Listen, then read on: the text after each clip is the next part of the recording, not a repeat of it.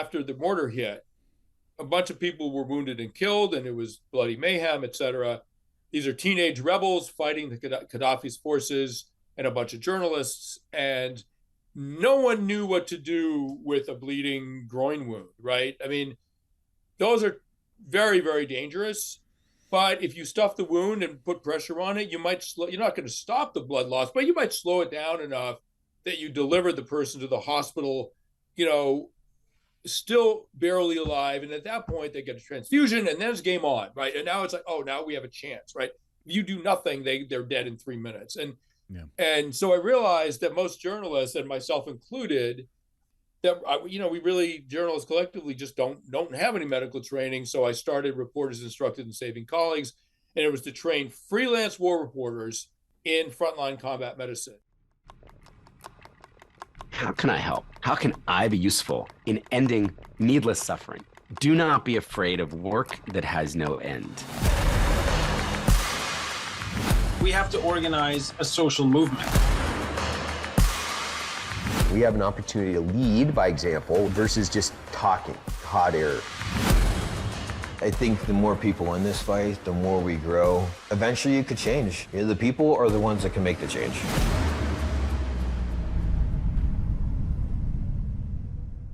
Ladies and gentlemen, welcome back to Season 2 of Change Agents, an Ironclad original, proudly presented by Montana Knife Company.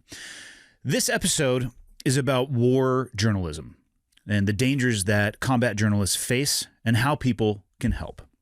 My guest today is Sebastian Junger, an award-winning war journalist, as well as a best-selling author and the founder of the organization Reporters Instructed in Saving Colleagues, RISC.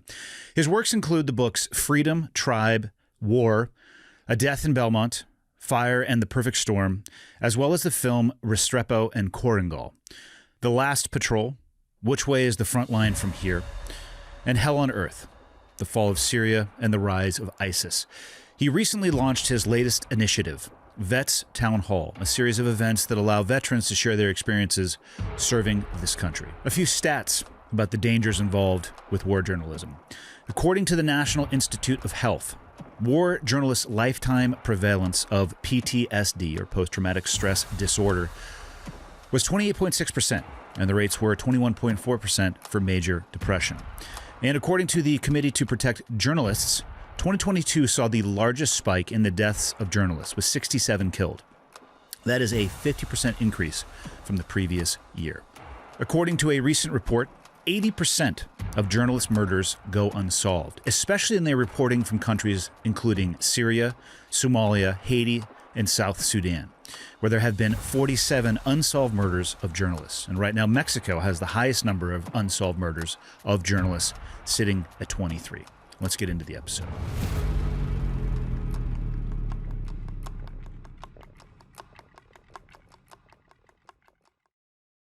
Bring me up to speed and talk to me about kind of your family growing up, where you grew up, and then how you got into the occupation of what I'll describe as war journalism. I don't want to put words in your mouth, so please feel free to reframe it if you want. It's not a common occupation, for sure.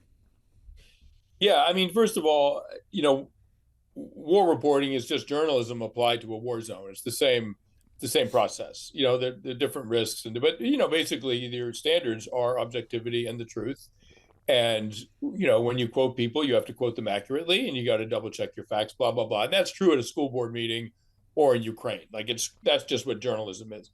Practicing journalism in a war zone has some physical consequences that the school board meeting doesn't have, and that's when you wind up with a category of war reporter, because not everyone wants to take those risks, or not everyone is interested in that sort of a claim, and so not everyone wants to be a soldier, So, yeah. So I grew up outside of Boston. I was born in 1962, and during sort of the height of the Cold War, my dad was a refugee from 2 wars. 3, if you count fascist Germany. His father was Jewish. His mother was Gentile, was Austrian, a Catholic. And my dad was born in Dresden. And in 1933, when he was 10, the year of the Reichstag fire, his father figured out where this was headed. His dad was a journalist. very savvy guy, knew everybody in Europe, and I mean everyone of prominence in Europe, and so they left and they went to Spain, and where there were family roots, and then in '36 the fascists showed up in Spain under Franco, and a a liberal coalition won a national election, and Franco said the fact that they won proves that they stole it. There's no way that a democratic coalition could win a national election in a conservative Catholic country. That means they stole it. So we're going to impose order. We're going to reclaim our democracy. And he waged war against the government and won. And so my father's family fled again to France. We all know what happened in France a few years later. And he came to this country. So I grew up. My dad was an atheist. He was a physicist. He was a rationalist. And I grew up venerating those things. And I grew up absolutely loathing fascism and in all its forms. And I loathing nationalism, all those related sins. And because of my father's experience, and I grew up being kind of fascinated by war. I mean, a lot of young boys are, but my father's family was very affected by war. And I grew up during Vietnam, and it was inconceivable that America would wind up in another ground war in Asia or whatever. Like, that was my assumption, right? And but I had a chance to understand war in a personal way in 1993, when the Bosnian Serbs attacked Sarajevo and laid siege to Sarajevo. And, long years before the U.S. was involved there. And there was this raging civil war. And I went to Sarajevo to learn how to be a war reporter. I was already a journalist, but I'd never covered a war. And for personal reasons, I was very, very curious about war and about myself in war, like how I would react, how I would conduct myself, and what it was like. And I got to Sarajevo, and I saw this sort of amazing thing, which was this sort of organic territorial defense of family and territory, right? I mean, neighborhoods were collecting into these defense units, digging trenches and fighting off the Serbs, just like the Ukrainians are doing with the Russians now. And people were living, they were cooking over wood fires and getting water out of gutters, out of their roofs, and whatever. It was a Stone Age existence in a modern city, and everyone was involved in the defense of the city. And I was completely fascinated by that. And I'll end with this: I had the completely self-indulgent thought, wow, how lucky they are. Like, they're really experiencing community. They're really experiencing connection. I grew up in a wealthy American suburb, and I've never experienced that, and I'm the poorer for it. And I say self-indulgent because, of course, the cost paid by those people for what I considered a blessing was enormous, unacceptable. One out of 5 people in that city were killed or wounded, children included. 1 out of 5, right? But they did get this elemental experience of being a collective defense and sort of human unit in a dangerous place of hardship, right? And it brought people together. And there was graffiti on the outside Sarajevo. There was graffiti on a wall that said, "After the war ended and society fell apart again," there was graffiti that said, "Things were better when they were bad." And I believe the person who wrote that was talking about the sense of unity that they all felt during the siege. I mean, I think you could tie a parallel to the sense of unity that you and I are old enough to remember feeling palpably post 9/11. Yeah. I'd say hours, definitely days, kind of shocking now looking in the rearview mirror how fast it dwindled. And so I think maybe weeks and, maybe up until the first anniversary of 9/11, but there was a cohesive feeling, I think, in this country that I have never felt before. And I don't believe that I have felt it since then. Yeah. And, you can think of it in evolutionary terms. Like we are, humans don't have claws. We don't have sharp teeth. We can't run very fast. We can't climb trees. On a sort of animal level, we're quite defenseless. In a group, particularly with tools, with weapons, we are fierce. We can defend ourselves. One man with a sharp stick against a bear is not going to win. 100 men against a bear with sharp sticks, they are going to win, right? but you got to trust that the guy next to you isn't just going to run away, right? There has to be some sense of mutual commitment. Like, yeah. I'm here, brother. Like, you don't have to worry. I'm not, what happens, my definition of tribe is what happens to you happens to me, right? And so when humans are in that kind of situation, you give up your sort of personal agenda, your personal autonomy, your personal interests. And what you get back is this group defense that is the only way you're going to survive adversity. You're not going to, humans die almost immediately if they're alone in nature. We do not survive. This American idea of the rugged individual that walks off into the wilderness, blah, blah, blah, complete nonsense, right? Like survival is almost impossible by yourself. In a group, this is what humans do. We're social primates. So what you have is, like, in an urgent situation, a dangerous situation, this collective thing engages people, and it makes people almost euphoric in their sense of purpose and union, right? It's just you're giving up your individual interests, which has an evolutionary downside. The upside is that you'll all survive. The downside is that your individual interests and benefits disappear. So when there's no emergency, it makes evolutionary sense. Okay, the group doesn't need me. I'm good. We're good. Like, there's no enemy on the ridgeline. We got food. Okay, awesome. I'm gonna spend my time trying to invent the bow and arrow, or I'm gonna spend my time trying to invent the iPhone or whatever. And so that individual endeavor is also enormously adaptive for humans, but it stops immediately as soon as there's a threat. In some ways, the pity of modern society, the great blessing of modern society, is that there's almost never a threat. But there's also a loss there, because along with the loss of threat, we lose an urgent sense of community, the kind that arises spontaneously when planes fly into buildings or whatever. Yeah. Can you have it both? Like, can you have that sense of unity without the threat? I doubt it. Like, why? Like, you're giving something up for nothing in a way. It's just very hard on the human spirit. I think that lack of unity makes people depressed and suicidal and everything else. Small-scale organic societies essentially do not have a suicide problem. The price that modern society pays for having all this wonderful convenience is that we lose some percentage of the public to suicide. Oh, well, in a sense, it's like, okay, that's just and to car accidents and to many other things. Like, that's just the price we pay. Yeah, it's an interesting thought experiment, in our desire. It seems almost as if pain and discomfort has become a medically treatable condition in the first world that we are living in. And I guess it would be possible, depending on the trajectory of the world, to live your life without having faced that existential threat. And I don't wish it upon anybody, but I actually do wish that everybody had that experience, so you could at least juxtapose the two and have better context of where you sit in the balance between those edge cases. Yeah. And, it's quite common that people that survive a situation of urgency and danger where they had to act in a collective. So the Blitz of London, or a hurricane or a tornado, in the wake of a hurricane or a tornado, or 9/11 or whatever, like, it's quite strange, but people will often miss. I have friends that live on the Gulf Coast in Mississippi, and there was a very common sentiment after Katrina that they missed the aftermath of Katrina because everyone banded together, right? There wasn't enough food, the gasoline, blah, blah, blah. People really missed it. People missed the bad times. Things were better when they were worse, as the graffiti said, right?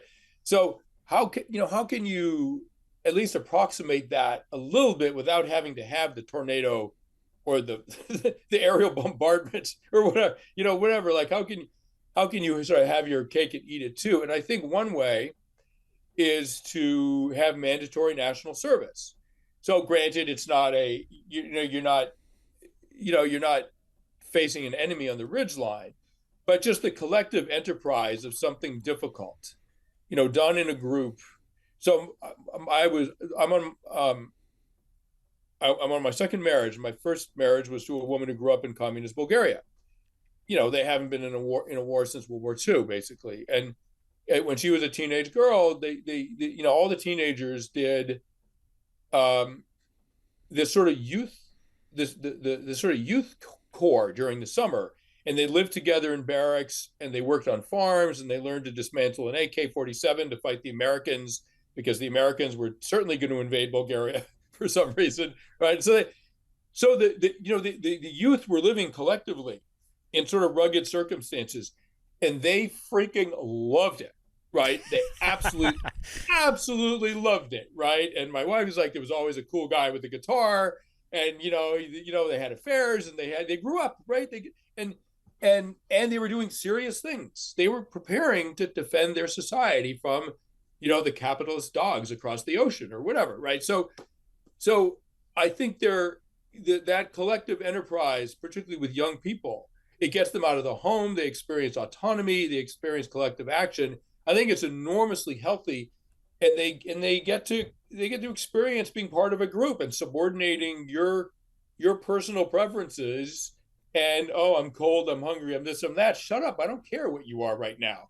We're not going in to get a meal until we finish filling that hole in, or whatever they do, right?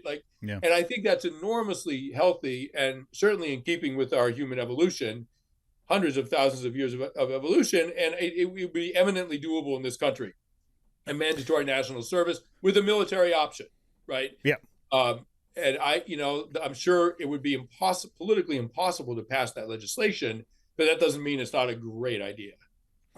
I agree with you. What was your own experience like? The expectations of going into a war zone, and then the reality of actually spending time there for the first time.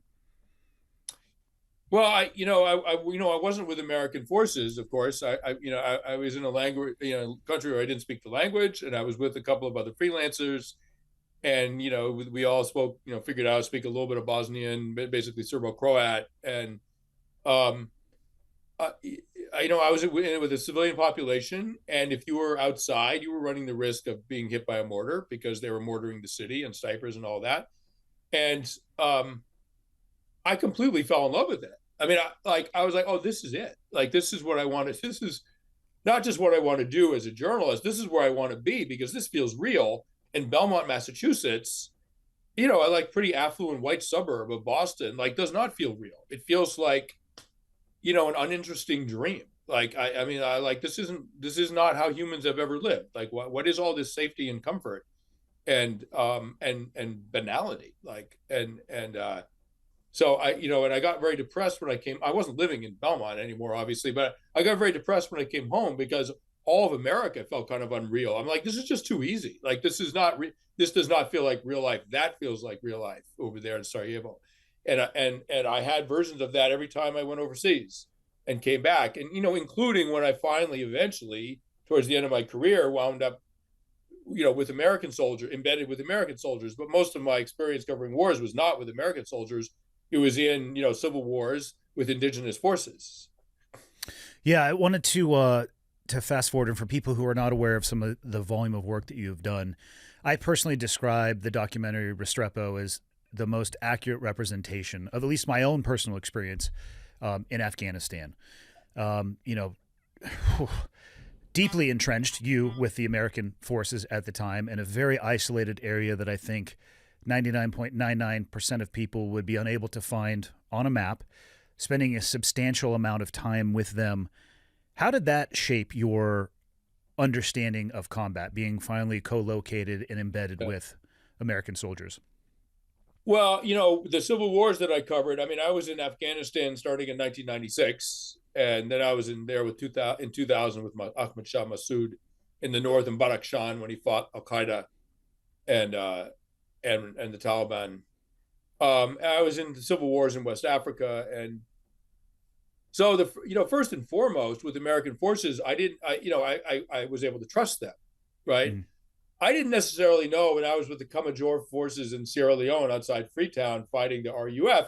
I didn't know. I didn't know that I could trust those guys. Right? I'm sorry that is about awesome. Yeah, that's New York City out there telling us it's here. That's awesome. We're still here, folks. Yeah. A lot of them were pretty whacked out on drugs, and a lot of them were teenager. By teenagers I mean 12, 14, right? And very, very volatile. And I had no idea that if I could trust them, and some bad things happened to some journalists from the people that they were with, not from the enemy, right? And So all of a sudden, with American forces, I'm like, oh, this is easy. Like I don't have to, like check my back at all, right? And if something happens to me, a helicopter is going to come and get me out of here, right? Like as it would for any other of the soldiers. So that the luxury of that knowledge made it a lot easier to take risks comfortably, and then in addition, the sense of unity and purpose that comes with being part of a platoon was completely transcendent. There was no equivalent of that in a West African Civil War where I don't really speak the language and etc. And I'm like the one white guy in a like. There's no analogy to what you experience as an American in an American unit, and of course, not that I was a soldier. I've never picked up a weapon in combat, but with my video camera, I became part of that platoon, and my role was not to fight but to document, and everyone in the platoon was on board with that, and the sense of purpose that I got from being in that role, the sense of loyalty I had to those guys, and I could clearly see vice versa. It was the best feeling I've ever known, right? I mean, it was just like, it's like falling in love with someone, right? It's like, finally, this is it. This is the feeling of connection I've always been looking for. It's just in our society, we have a sort of paradigm for falling in love with one person. We don't have a paradigm for being part of a group that you are fully committed to, right? Like there's just no paradigm for that, and there's no opportunity for it, and there's no need for it. Almost never a need for it. So it was very, very powerful. And one of the things I struggled with afterwards was giving that up. I'll never go, I'll never be back with that group again. And it was heartbreaking. It's like, your high school graduating class times 1,000. Like if your high school graduating class had been in combat, right, then you might feel something like what those guys felt and like what I felt. It was very sad. Well, it's such an interesting position that you were holding as well. Like you said, you're there with your camera and you're there to document, not there to fight. And war zones, at least in my experience, you knew what your purpose was there, and you obviously were embedded with the American forces. Bullets and bombs or mortars, they don't really care, so there's a risk there for you. And the enemy that we were fighting was not probably interested in determining who was there to report on the war versus who was there to fight the war itself if you were with that unit. Did it feel empowering knowing that your role was there to just report, or does it feel almost, I'm trying to think of another word that would go on the opposite side of empowering, where helpless, I suppose, would be a word. You're in a firefight, you're not there to fight, so you don't have to worry about that burden. But at the same time, you're relying on others to defend yourself. I'm just curious where your headspace was on that. Well, our safety never was the result of sort of individual action, right? So it's not like, if the outpost had gotten overrun, suddenly what you would find is that individuals were making choices that got them killed or protected themselves, but that's not what happened. It was all group defense, right? So we were defending a position. They were all defending a position, right? And we were all taking risks from the incoming fire. So I was there with a camera. The idea that even if there'd been an extra M4 laying around, which there isn't, and someone, the Hollywood movie version, someone tosses me the M4 and says, "Hey, things are getting pretty intense. Why don't you pitch in?" I'm not trained in tactics. I'm not trained in combat. Anyone could fire a weapon, right? But that's not really what determines the outcome of a battle. And so that just, it's like, hey, you're watching a football team. Listen, why don't you run onto the field and help those guys? Help them. What are you talking about? They're 6'4". I'm 5'8". What do you think I'm going to do, right? I'm not part of a football team. And a platoon in combat is a football team, and everyone's got their role. And you can't just throw another guy in there with an M4 and have him make a difference unless it is really, really an apocalyptically bad situation where it actually does come down to one person firing a crucial shot to take out an enemy, blah, blah, blah. So, and those situations happen very close to us. So Chosen Company took a 360-degree ambush while on a 2-day combat mission where they took 100% casualties. Like every dude had a bullet in him, right? The wounded were fighting off the enemy. The medic was wounded and trying to treat people and trying to shoot, right? And so I said to Tim, like, listen, man, that was 5 miles away, right? Chosen Company, it was the sister company. I was like, if that happened to us, it could happen to us. And in that case, we're actually going to want to know how to stuff a wound, stuff Kerlix into a wound, how to put on a tourniquet, how to clear a jam on a saw, how to blah, blah, blah, right? We're going to want to know how to do that, because actually there could be a situation that's so desperate, it might actually come down to a couple of other guys could help, right? So we got trained in all of those things. We just never, those skills were just never needed. Thank God. Yeah, that's, fortunately you were there surrounded by those people. Yeah. If it had gotten to that point, the catastrophic situation, obviously this is a slightly existential question, but would you have been comfortable picking up a rifle? Oh, totally. Absolutely. I mean, as much as if I were a non-combatant in a kibbutz in Israel on October 7th, do you think I would have picked up a 9? Oh, yeah, of course I would have. Like, as would have my wife, yeah, absolutely. Journalistic ethics are important, and they hold that you can't objectively report on a situation that you're an active participant in. So you don't just jump on the saw and let loose 100 rounds because it seems like it would be fun during a firefight. That makes you really not a friggin' journalist, right? Yeah. But there's no ethics that transcends the obligation to protect yourself and others from death, right? So, at that point, it's no longer journalism; it's survival. And I would have had absolutely zero moral compunction.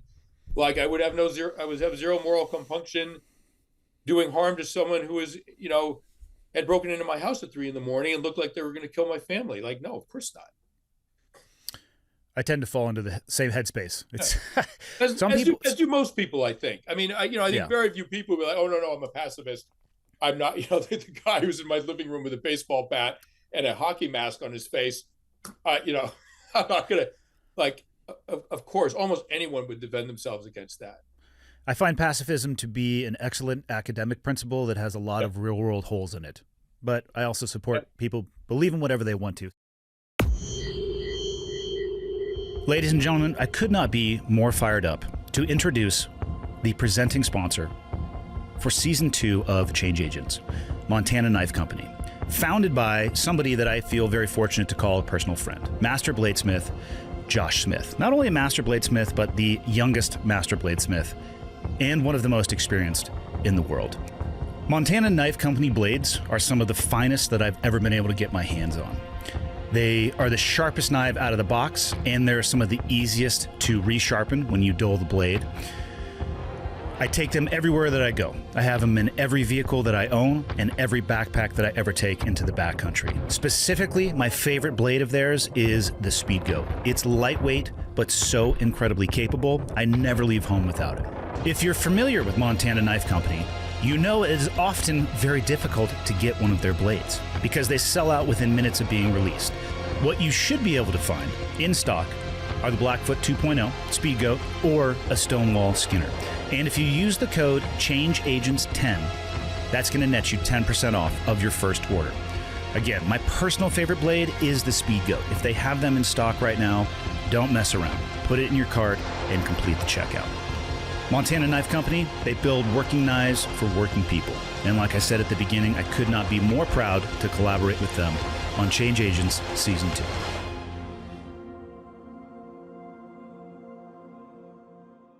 You mentioned Tim.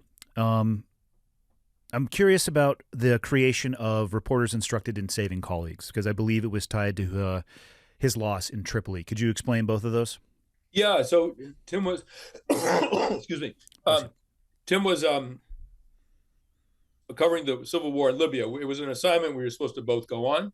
The last minute I couldn't go for personal reasons, and he went on his own, and I did the classic, be careful. It's, this isn't the second platoon battle company anymore. This is you're on your own. And, he covered the civil war in Liberia around the time that I was there. So, he knew his way around a African war zone. But he just got, he got unlucky. I mean, he took some shrapnel in his groin, not even a particularly big piece, but it seemed to have severed his femoral. At any rate, he bled out very, very quickly, and he died in the back of a rebel pickup truck racing for the Misrata, the city of Misrata, racing for the Misrata hospital. By the time they got him there, he was gone. They couldn't resuscitate him. So in those moments, after the mortar hit, a bunch of people were wounded and killed, and it was bloody mayhem, etc. These are teenage rebels fighting the Gaddafi's forces and a bunch of journalists, and no one knew what to do with a bleeding groin wound, right? I mean, those are very, very dangerous. But if you stuff the wound and put pressure on it, you're not going to stop the blood loss, but you might slow it down enough that you deliver the person to the hospital, still barely alive. And at that point, they get a transfusion, and then it's game on, right? And now it's like, oh, now we have a chance, right? If you do nothing, they're dead in 3 minutes. And so I realized that most journalists, and myself included, other than an afternoon of training out at OP Restrepo with Doc Kelso, that we really, journalists collectively, just don't have any medical training. So I started Reporters Instructed in Saving Colleagues, and it was to train freelance war reporters, not the hired guns, the salaried people working for the big networks, as they already have these resources. Freelance war reporters in frontline combat medicine, and it was a 4-day course. You get a combat medical kit. We housed you for free for 4 days. You just had to get to New York, or we had these trainings all over the world, actually. We had one in Ukraine in 2014 after the invasion of Donbass.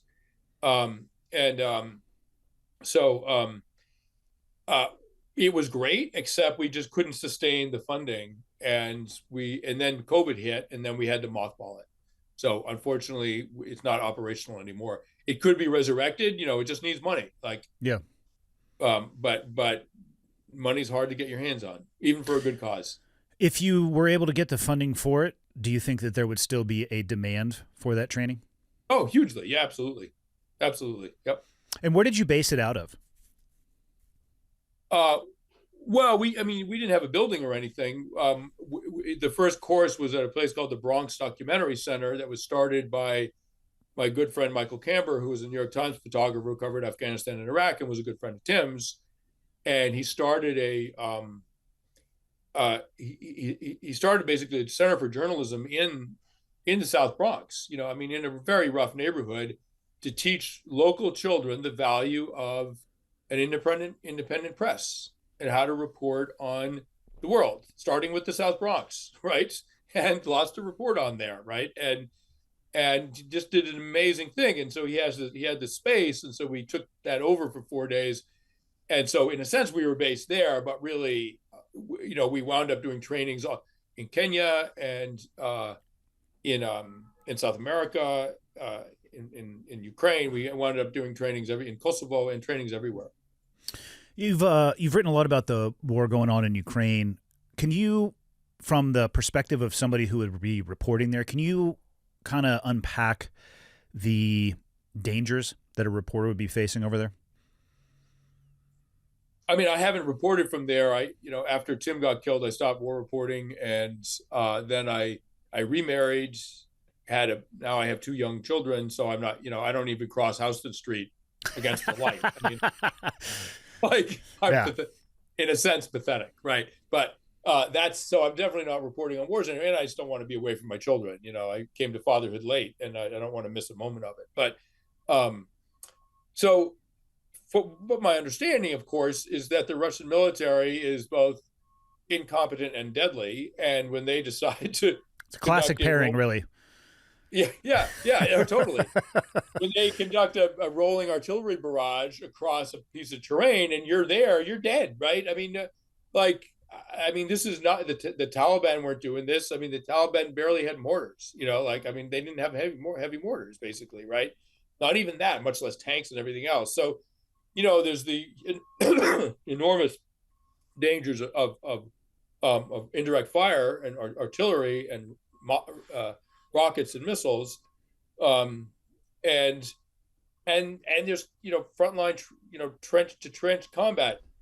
fortunately for the press, in some ways, they're protected from their worst or best instincts, depending on how you see it. But the Ukrainian military is not letting journalists, almost no journalists, near the front lines. So journalists, after the initial invasion, when it was sort of, madcap scramble for access, journalists were getting caught, like in Bosnia, in sort of no man's land where they didn't know which tank, whose tank was what, is that a Russian tank or Ukraine? And so there were a lot of journalist casualties in those first weeks and months.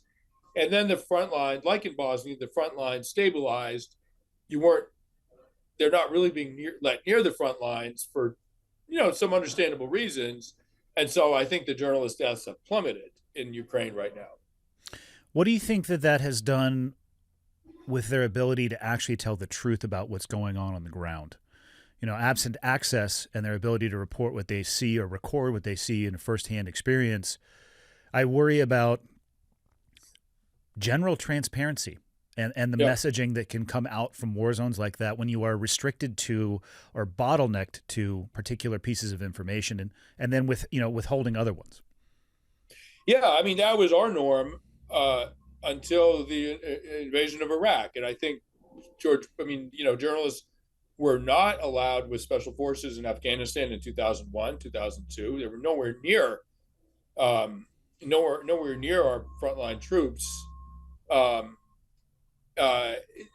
Grenada, Panama, Gulf War I, like they just didn't let the journalists anywhere near the front lines, which is a pity, right? I mean, that's not the way you should run a democracy. And I sort of understand the military reasoning, but then George Bush came along, and I didn't vote for the man, but I'm endlessly appreciative to him for this.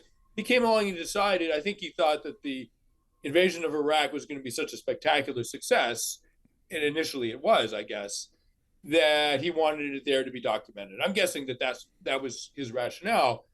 But then, then it started to get complicated, right? 04, 05, it got a little messier. Yeah. And there were some really crazy phrases like, oh yeah, the attack, the American casualties are going up because the enemy's getting desperate, right? I'm like, come on, man. Like, just don't say shit like that to us, right? And then at a certain point, I think they probably regretted their decision to allow frontline access to reporters. And then it was too late. But it's interesting, the U.S. military allowed frontline access to reporters of any nation, right? I mean, including Al Jazeera. I mean, think about that, right?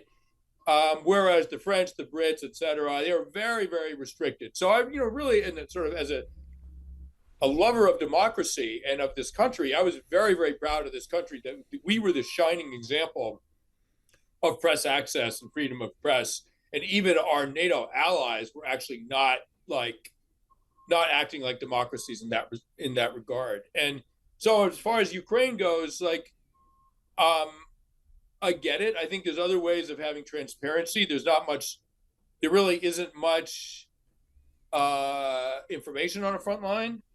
I think the one thing you might be worried about is, are they executing prisoners? Are they killing civilians? Those are the really, really urgent questions about frontline reporting, to make sure that both sides are really respecting the Geneva Conventions and human rights. And, I think the Ukrainians actually have been quite good about respecting human rights. It seems like they're treating Russian POWs better than the Russian military treats their own soldiers. Actually, I think they're better fed. I think their wounds are cared for. I think all the evidence I see is that the Ukrainians are being extremely, really quite principled about their treatment of civilians and POWs. And, if it were not true, I would really want journalists on the front line, but it seems like they're acting quite well.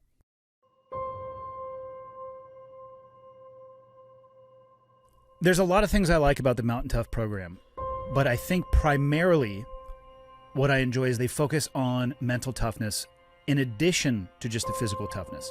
Everything they do is grounded in one purpose: life transformations and being strong between the ears, in the mind. And there's also a community of 15,000 plus Mountain Tough athletes. So the community is strong, they're supportive, and they're going to help keep you accountable. So you can train anywhere, You can stream anywhere. You can access guided training and on-demand workouts right from your phone, your tablet, or your TV or computer, whatever you're into. And everything you need is in one spot. The Mountain Tough subscription gets you access to all the Mountain Tough programs, new programs, and bonus content. And they have programs for everyone. Those who hit the gym and heavy weights, those who like to work out at home with no gear or minimal gear, and everything in between. Mountain Tough has been the trusted training by the dedicated for years now, including U.S. military special forces and dedicated backcountry hunters. There is no excuse for you to not start today. With Mountain Tough, you can conquer your goals with the ideal program for your lifestyle and schedule. Train with equipment or just your body weight on your phone, tablet, TV, or web browser. Most importantly, they will help you train your mindset so you are always ready for anything that life throws away. Mountain Tough subscribers get full access to world-class home and gym programs, groundbreaking mental toughness training, self-improvement, prehab and rehab, biomechanical form coaching, stretching and mobility flows, nutrition guidance, challenge workouts, and the global Mountain Tough community. Mountain Tough is offering Change Agents listeners an incredible offer. You're going to get 40% off on the all-new Mountain Tough Plus annual subscription with the code CHANGEAGENTS. Go to MTNTOUGH.com and enter the code CHANGEAGENTS to receive 40% off, a savings of about $100 on your Mountain Tough Plus annual subscription. That is MTN, Mike Tango November, Tough.com, and enter the code CHANGEAGENTS to save 40%. That is less than 50 cents per day for the best in-class physical and mental training.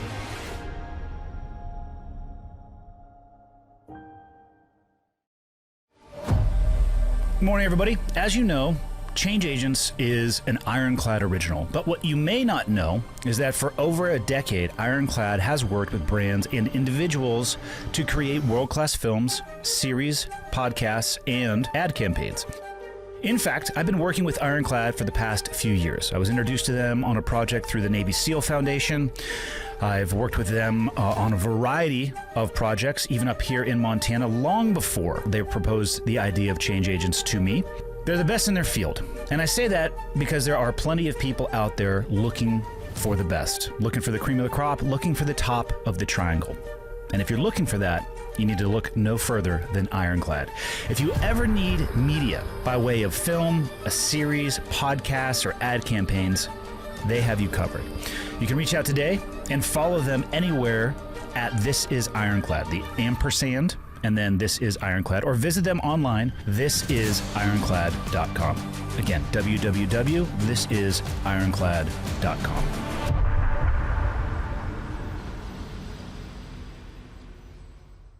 When you were describing Ukraine and the Geneva Conventions or things happening at that front leading edge of warfare, it brings my mind to what's going on in Israel and with Gaza.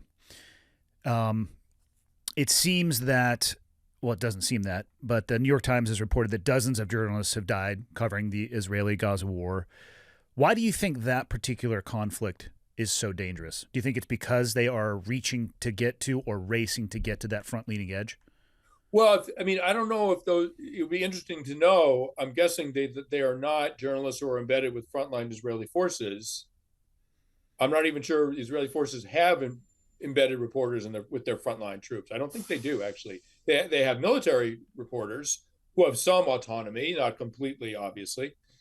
I'm guessing that those journalist deaths are what the military in Iraq, U.S. military in Iraq called unilaterals, meaning non-embedded, but with the civilian population covering the American actions from the other side, right? And I'm guessing that the journalists who are dying in Gaza overwhelmingly are unilaterals covering Israeli military action from the other side. And of course, if you're covering a war where there's massive aerial bombardment and out of a relatively small population, 15,000 civilians have been killed, there's a decent chance that some of those dead civilians are going to be journalists, of course.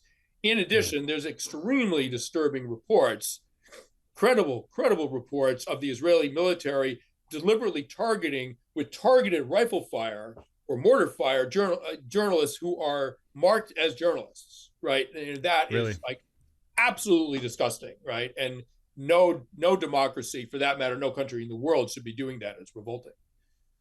What is your take as a journalist on, and I say this as a layperson who has access to social media, traditional media outlets, whatever people may consider those things to be. I guess a better way would be is I don't have any inside back channel information as to what's going on.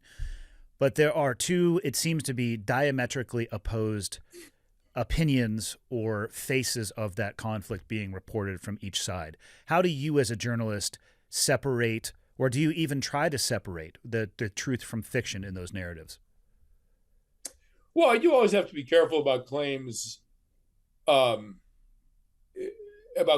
either side about the brutality of the other side. I mean, each side has an incentive to amplify or even straight up make up claims of brutality, saying, see why we have to fight them? They're this bad, right? And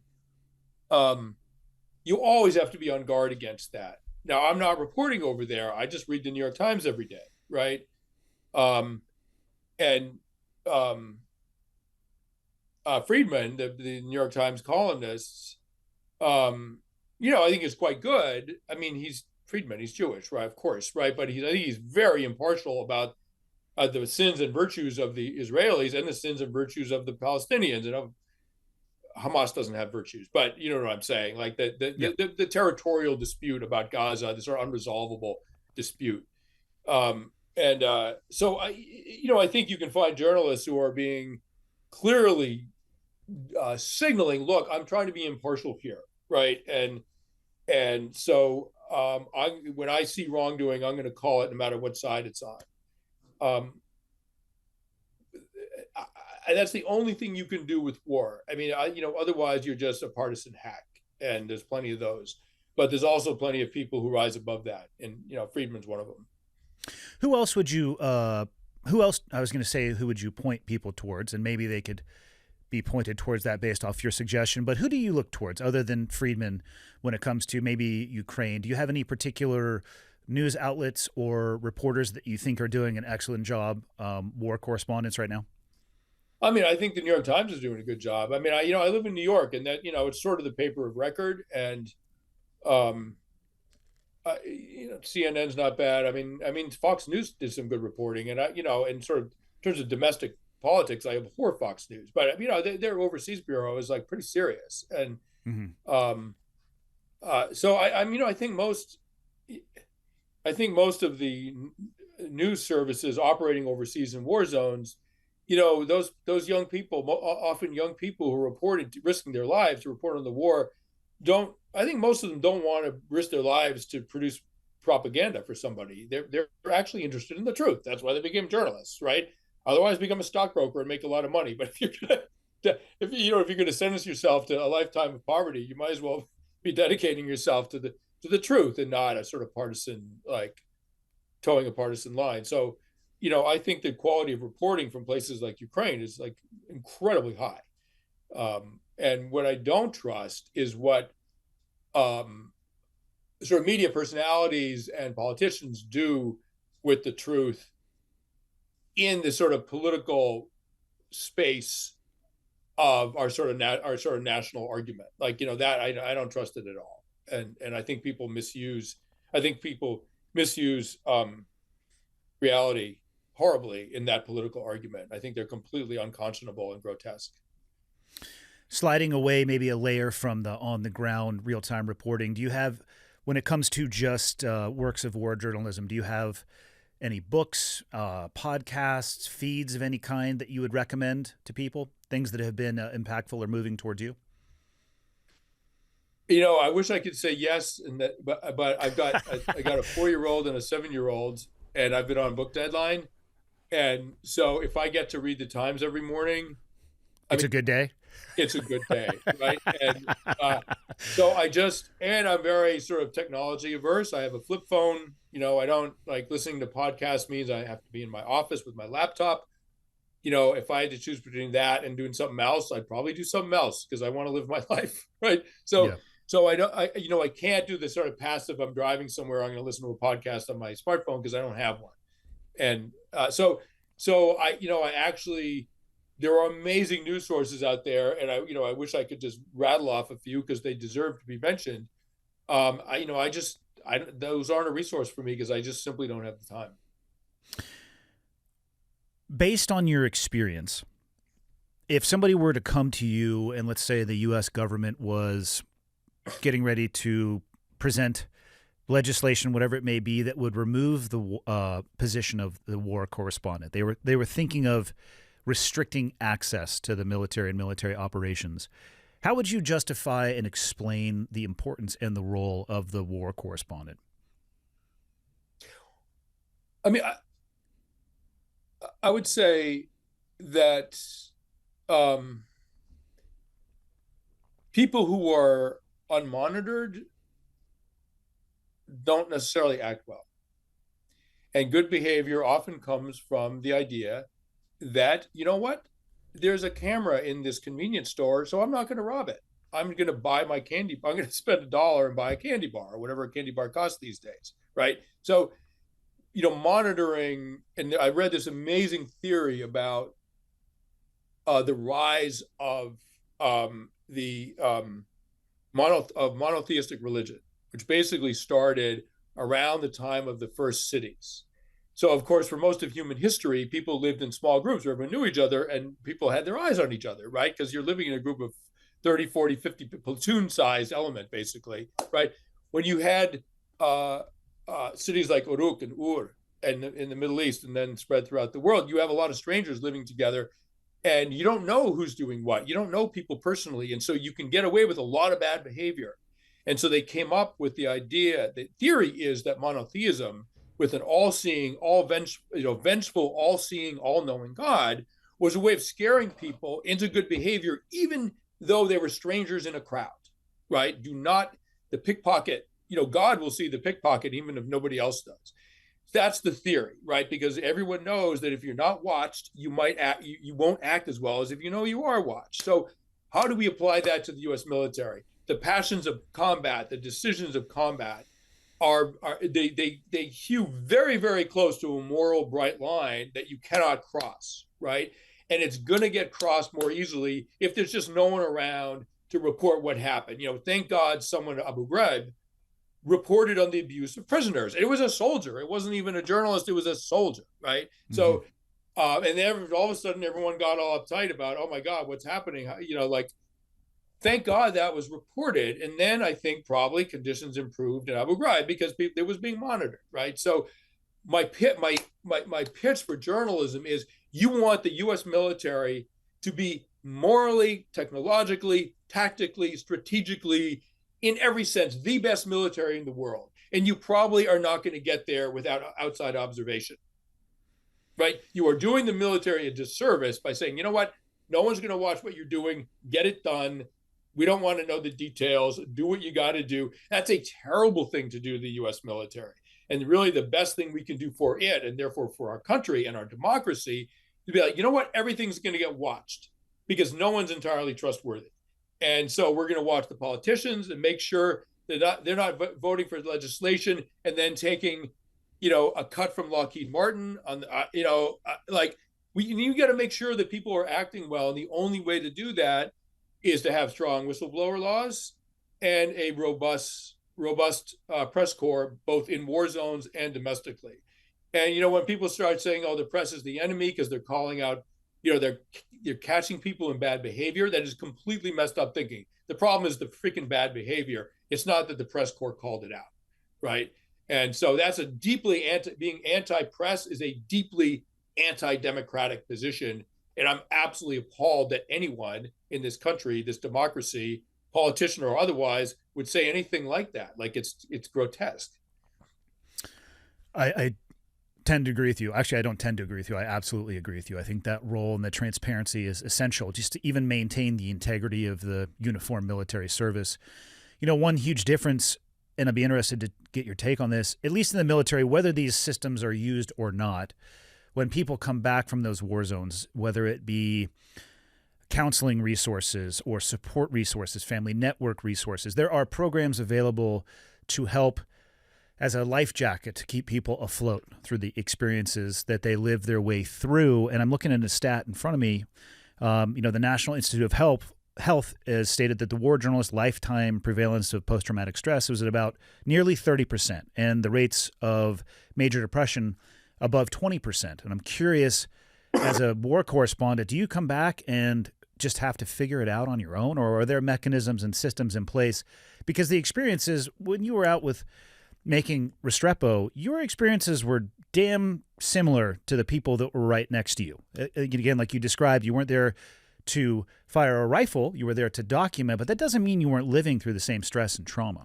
Oh yeah, of course. I mean, the moral injury that comes from firing a weapon at other people and killing other people, I didn't have to deal with that, right? What I did have to deal with was the sense of being a voyeur. Like, I don't need to be there, and I am there. And not only that, I'm photographing everything. And these are the worst days in people's lives, and I'm documenting them and making a freaking film. Like, if you want to go on a guilt trip, you can do it pretty easily as a journalist as well, right? So, no, I mean, I was freelance, so I didn't even, I mean, I was working for ABC and Condé Nast, but, they didn't even owe me a visit to the shrink because I was an independent contractor, right? So luckily humans are adaptive, and we're adapted to survive and heal from trauma, or the human race wouldn't exist, right? Like one saber-toothed tiger attack into the camp and everyone's like traumatized for life and unfunctional.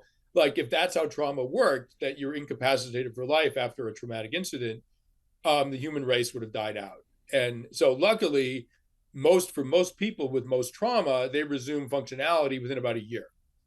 That includes a child dying of cancer, their spouse getting killed in a car accident, losing a leg in a car accident, experiencing combat. Within about a year, people have rebooted enough to function, to hold a job, to take care of a family, to whatever. Like, and it's not that you have been, of course, your child dies of cancer, you're changed forever. I mean, of course, like there's not, but that doesn't mean that you can't hold a job for the rest of your life, right? So humans, we're social primates. We heal well in a communal environment. So for me, what I found was that in the weeks or months that followed a traumatic journalistic trip, I struggled. I mean, I really struggled. And then, and then things sort of gradually got better. But there was times where I was actually quite worried about myself. And, I lost my first marriage partly because of this stuff. I had some real issues. I mean, I had to go get help. Eventually I had to go get help. I had to actually talk to somebody. But I got over it. I think your struggles and the fact that you needed to go get help is the healthy response. I actually argue against the D being added to the post-traumatic stress, because I don't believe it is a disorder.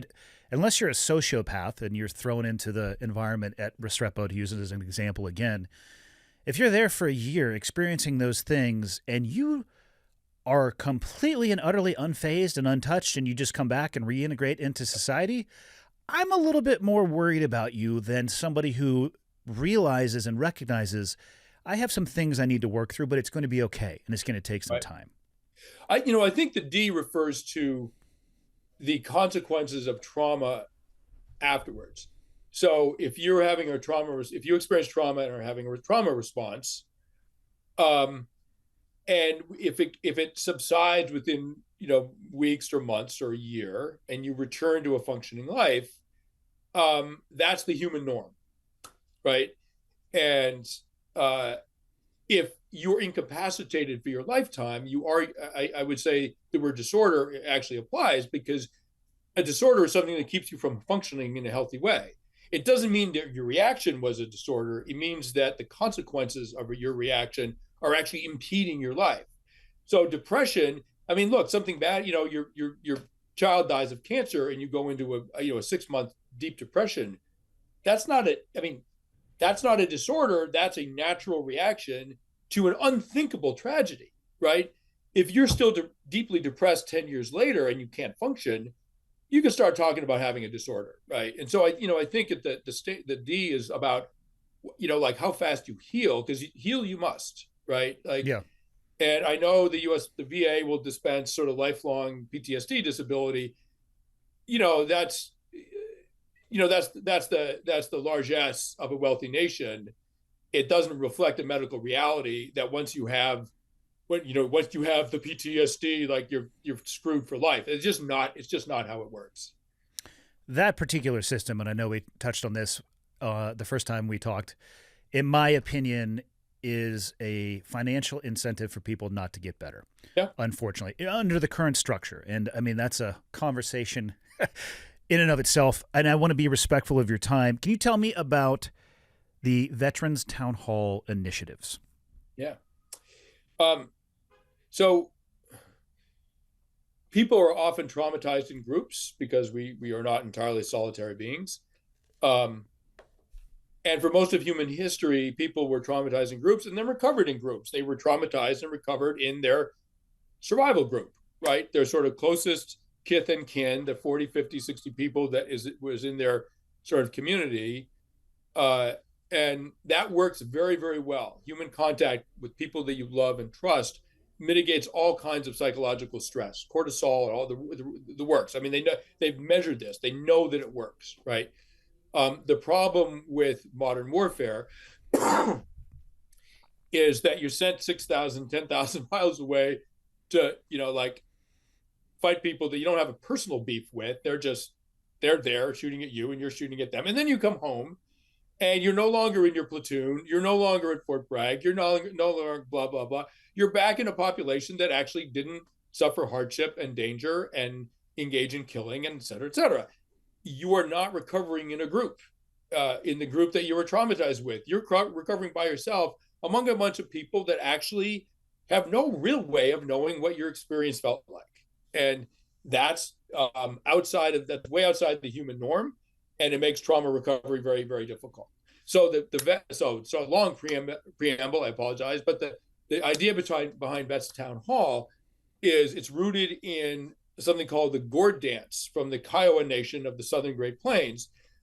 And the ceremony was this: when warriors returned from the battlefield, and this is a close organic tribal society, when they returned from the battlefield fighting U.S. cavalry or whatever they've been fighting, they came back. Each warrior had the opportunity to sing and retell and dance his exploits that he committed for the tribe, right? Like what he did to defend the tribe and kill the tribe's enemies. And the entire community gathered round. And I'm sure there was a lot of bragging. There was a lot of bravado. There was a lot of boasting. I mean, of course, right? But there was this cathartic opportunity for each warrior to retell what they did. And it forced the community to take moral responsibility for the violence that was committed on their behalf, right? And so Vets Town Hall, the way it works is that, we don't live in a small scale organic tribal society. We live in towns and cities, but the center of every community is the town hall. And on Veterans Day, it's not open for town business, right? Which means that it's available for any good purpose. And so Vets Town Hall costs absolutely nothing. You don't have to be a veteran to do one. You can be a civilian. Open up the town hall, turn on the PA system, and a veteran of any war who served in any capacity. You don't have to be a Navy SEAL. You can be a supply clerk. We don't care. But if you serve this country in wartime or even in peacetime, I think that you could argue, a peacetime army has its own stresses, including guilt that you didn't fight, right? You get to speak for 10 minutes about what it felt like to serve your country, right? And, there's some Vietnam vets, or for that matter, some Afghan and Iraq war vets who are going to be really angry. You're like, are you kidding? You made us fight that war? Oh, my God, shame on you, right? Well, I did my duty, but what about you people? You let us do this. You made us do this. There's some vets who are going to be very, very proud. We had World War II vets, right? I mean, amazing, very old guys, incredible stories, right? And then you're going to have people who, frankly, are still grieving brothers or sisters that they lost, and so moved that they can't even really speak. They're just up there crying in front of the microphone. That's happened too. Some people will be all three in 10 minutes, right? Yeah. So the duty of the citizen, you don't have to serve your nation with a rifle, but if other people are doing that, I think you could argue that your duty is to stand and hear them, about what their experience was and offer yourselves, at least just, all right, I want to hear, that's it. And welcome home, brother. Like, that's it. That's all you got to do. And the experience for both sides, both for the civilians in the audience and the veterans themselves, is so profound. And so please go to vetstownhall.org. It costs nothing. We want to see this in every town in the country. And I'll end with and please donate. We don't need much money. We need a little bit of money to keep the keep the organization functional at a national level. It's a nonprofit. But I'll end with this. It's one of the few opportunities that Americans have to be in a public space where politics is absolutely forbidden. You are with fellow Republicans, fellow Democrats, vets, non-vets, whatever, and politics is not allowed in the room.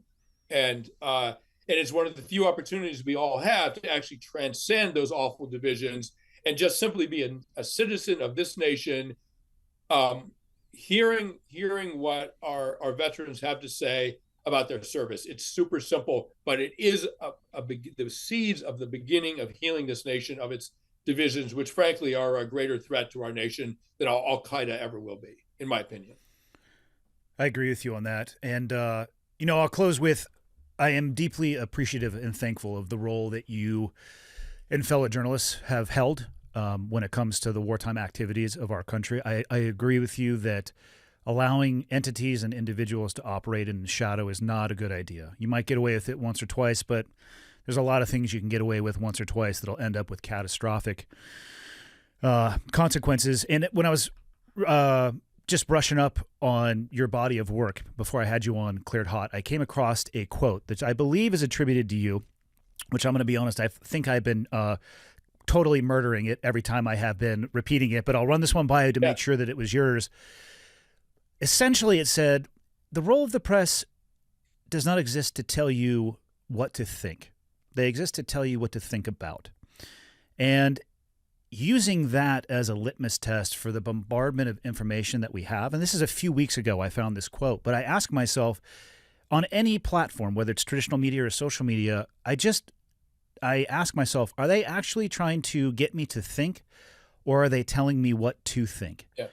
And it is shocking. If you were to write down a column in the middle of a piece of paper, how many of the times they're trying to tell you what to think versus the number of the times they're trying to tell you what to think about. And it's an incredibly powerful quote, and hopefully I didn't chop it too badly, and hopefully it's actually yours, because I've been telling everybody that this is Sebastian Junger's quote. Well, yeah. And I'm repeating my wife, who said that about theater. She said theater is not supposed to tell you what to think. It's supposed to tell you what to think about, what issues to think about. And I was like, oh my God, that's journalism as well. Listen, there's plenty of quote journalists who are out there telling you what to think. And it can be very subtle. When a TV news host uses sarcasm or rolls their eyes, the Biden administration, blah, blah, blah, eye roll, you are communicating to the viewer how to think about what you just said, right? That makes you not a journalist. Sorry, man. And CNN is just as bad as Fox News, right? MSNBC.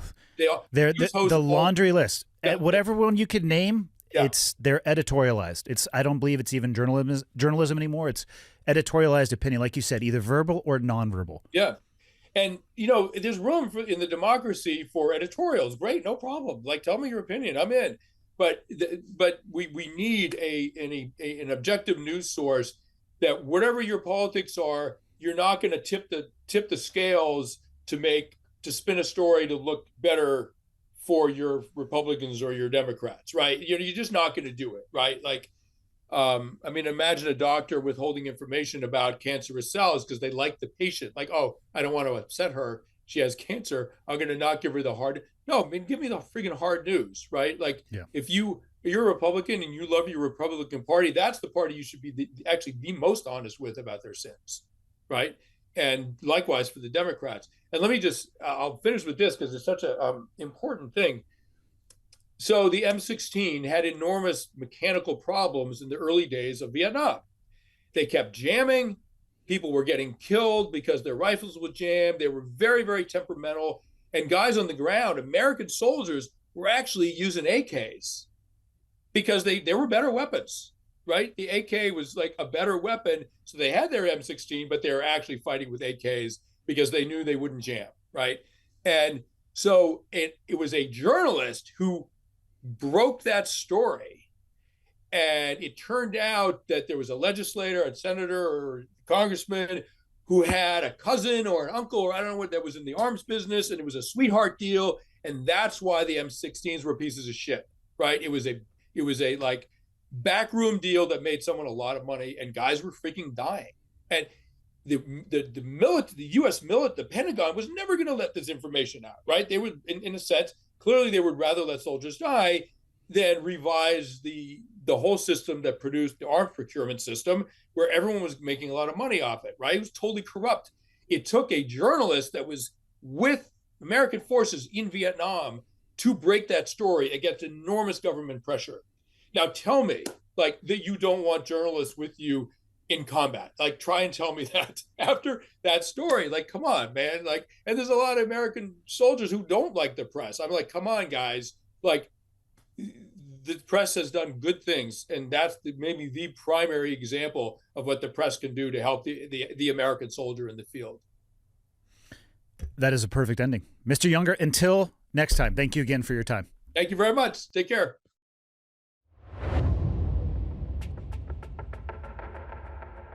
If you'd like to learn more about Sebastian Junger's work, you can visit risctraining.org. That is all one word, RISC training, normal spelling.org, as well as vetstownhall.org. Thanks for listening to Change Agents, an Ironclad original presented by Montana Knife Company, and we'll be back next week with an all-new episode.